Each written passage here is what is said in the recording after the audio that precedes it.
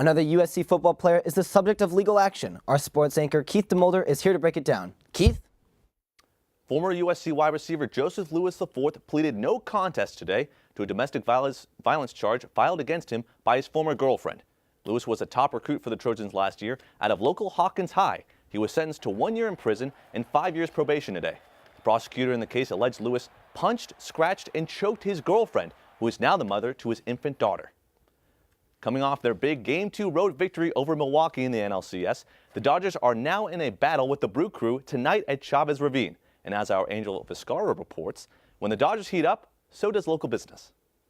Shattered back. After 2 games in Milwaukee to open up the National League Championship Series, the Dodgers return to the friendly confines of Chavez Ravine tonight for Game 3. And fans were excited, to say the least. We're pretty hyped up back home, so just gonna hope the stadium's loud to support the team. Dodgers win. Dodgers win by how many runs? 400. 4 hours prior to first pitch, cars were already lined up to enter Dodger Stadium for tonight's postseason contest with the Brewers. Had to come down to see a game, watch them go to the World Series, get our rematch. I'm stoked. I'm super excited. Yeah, this is the best. It's postseason time, baby. And while Dodger fans are definitely excited about NLCS Game 3 action here at Dodger Stadium tonight, there's another party in LA that's excited about what postseason baseball could mean for them. It brings more business in. We get a lot of newcomers from different cities. We get hundreds of people a night. Yeah, we get pretty nuts, especially during the Dodger game. One establishment that has benefited from recent Dodger successes is Guisado's, a Latino eatery in the shadow of Dodger Stadium. They're one of several businesses near Chavez Ravine who told me profits went up last year when the Dodgers were hosting World Series games. They're hoping for similar results this postseason. For Annenberg Media, I'm Angel Viscara. Now we've talked about Dodgers quite a bit on tonight's show. Indeed we have, but our sports anchor Keith Demolder is here to bring us some more info from around the Southern California Athletics. Keith. Trevor and Nikki, Saturday might be over, but that doesn't mean we can't talk about some football. I'll be bringing out the microscope and giving some guys a film analysis in a big win for Troy this past Saturday. Meanwhile, women's volleyball continued their winning ways this weekend. We have the highlights and more on a freshman who is setting this Trojan team up for success. The Dodgers are in action tonight. Our own Sam Skalbania is live with fans watching the game. ATVN Sports is next. It's deja vu all over again for the Los Angeles Dodgers, who are in the NLCS for the second straight year. Already tied 1-1 with the Milwaukee Brewers in the series, the Dodgers are back home tonight to defend Chavez Ravine. The Brewers are currently up 1-0 in the top of the fourth off of an RBI from left fielder Ryan Braun. The run was scored by fellow outfielder Christian Yelich. Los Angeles is bleeding Dodger blue tonight, and Annenberg's own Sam Skalbania has himself an IV. Sam joins us live from Valdoria's in Little Tokyo. Sam, what do you got from us? All right, well, thanks, Keith. I'm out Baldoria in Little Tokyo. You know, this place, this bar, last year during the playoff run for the Dodgers was absolutely packed. Tonight, there are some folks enjoying to my right here, but not quite as raucous as I expected. You know, with a Game 3 in the NLCS, you really expected to be a lot of people out here watching, but 4:30 start time on a Monday night, people coming out of work, might be filling it a little bit later here. It's starting to fill up, but after a huge Game 2 win in Milwaukee, I expected there to be a lot more people out supporting their Dodgers. Hopefully with a win tonight for the Dodgers and a series lead going into tomorrow, there'll be a little bit more people coming out and supporting on Tuesday night for a 6 o'clock game. For Annenberg Media, I'm Sam Skalbania. Back to you, Keith.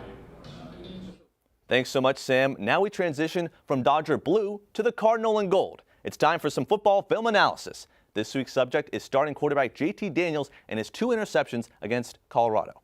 In a 31-20 win over Colorado, Daniels completed just 50% of his passes, including this throw right here, which was picked off by Drew Lewis. If you take a look at this play, perfect throw from Daniels, but unfortunately poor placement. Look at this, triple coverage right here as he tried to get that pass to Velus Jones. Unfortunately, that was not it for JT. He goes with the deep ball, far side, trying to get it to Amon-Ra St. Brown. Instead, it was picked off by safety Evan Worthington over the top. Worthington jumps up, makes an incredible catch on a ball that should have been thrown to St. Brown's back shoulder. As you can see, there wasn't triple coverage, but Daniels still threw the pass to the safety rolling over the top. Thankfully, the Trojans won the game, but but there still is promise for an improving freshman QB. Head coach Clay Helton said after the game that although there is a lot of work to be done from Daniels, he is still proud of the freshman's trust with his teammates.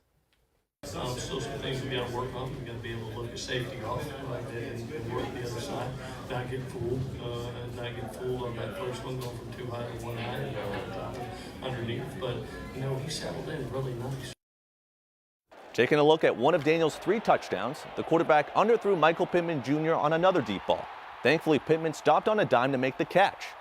We take a look at this play once again. The cornerback outruns him and actually falls down, so if the ball had been thrown a little bit farther, it would have been a perfect touchdown. Either way, the Trojans return to practice this week to prepare for a crucial Pac-12 matchup on the road at Utah.